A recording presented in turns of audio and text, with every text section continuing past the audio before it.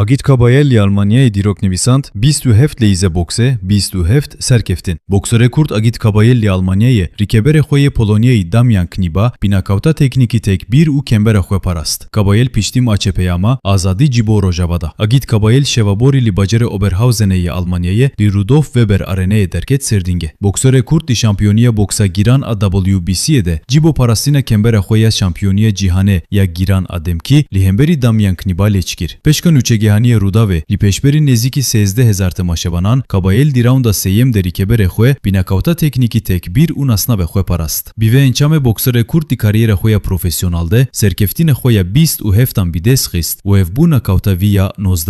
Tevî ku di destpêkê de birîndar bû cî Kabayel aranma zexta xwe zêde kir û bi awayekî serveranê li ser lîstîkema. Ji bo gelek Kurdên di salonê de ev evar cî werzîşê vedêtir bû. Gelek kesên navdar ên civaka Kurd cî amade bûn û piştgiriya agît dikirin.